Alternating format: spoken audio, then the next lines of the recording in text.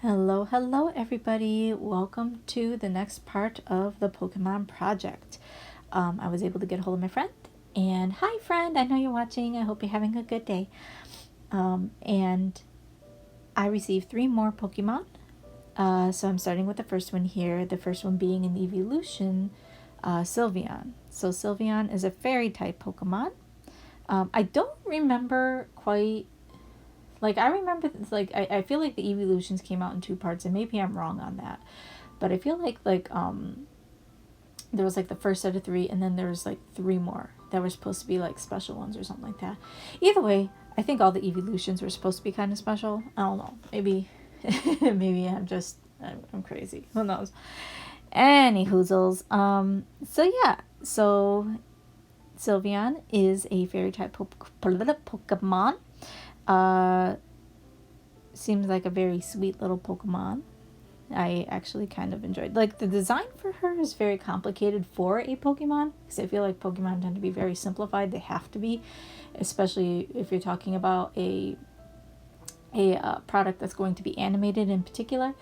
But I see that they kind of pulled out all the bells and whistles, because to animate Sylveon would probably be a nightmare. You gotta keep in mind all the color blocking, because there aren't actual lines that separate the colors on the ears and stuff like that. The ribbons. Yeah, I guess you call them little ribbons. So that's just solid color to solid color, which can be difficult to animate. From what I understand, the idea is the black lines and stuff like that are supposed to be a guide or something like that.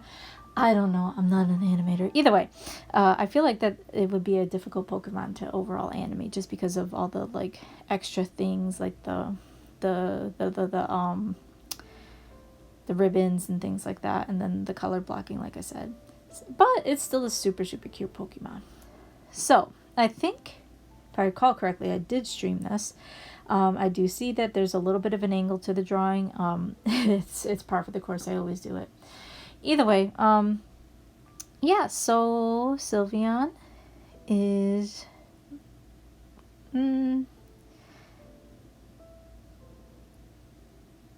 I keep meaning to find the numbers. Because I find that that's interesting to see the later numbers of the Pokemon, which ones came later in the game versus the ones that came in the beginning of the game.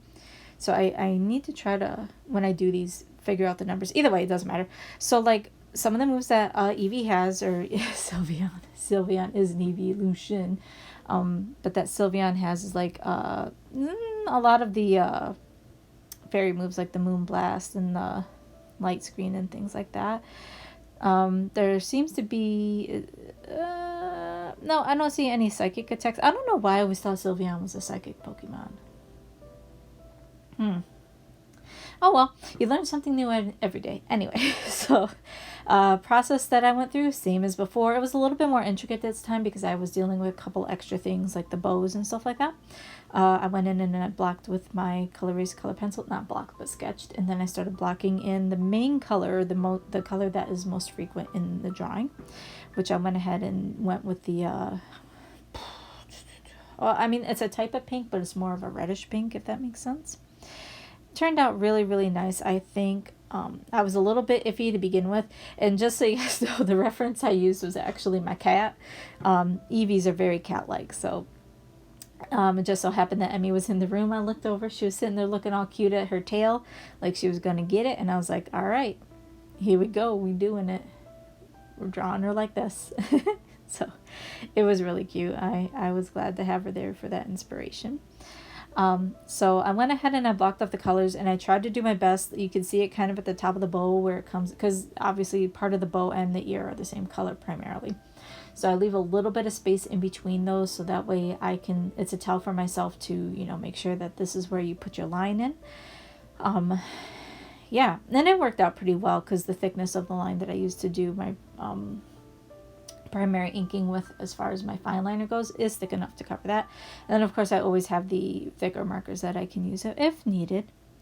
So I went ahead and did that, and then I just, again, keeping in mind where all of the bends of the legs are, things like that, where I want to shade, where I want to ink, etc.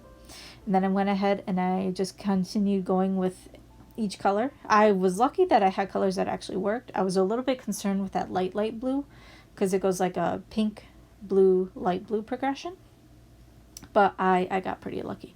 I had a little bit of bleeding, but the marker went from my final outline actually ended up helping with that, so I was able to fix it. This is no big deal. So bleeding is basically when the alcohol saturates the paper and sort of spreads further than you would like it to. It happens with a lot of mediums, water-based mediums, alcohol mediums. It's just the ink ripping onto the paper and pulling, which is what it's supposed to do. Overall, not too bad. I didn't have that many issues with it, and I definitely enjoyed working on this particular Pokemon. Of course, I also am very happy to know that the person I'm doing it for absolutely appreciates it too. Yeah, so it's all good. I don't have too much more else to say about this one, so I'm going to go ahead and wrap it up. You guys enjoy the rest of the drawing, and I will see you in the next one. Bye.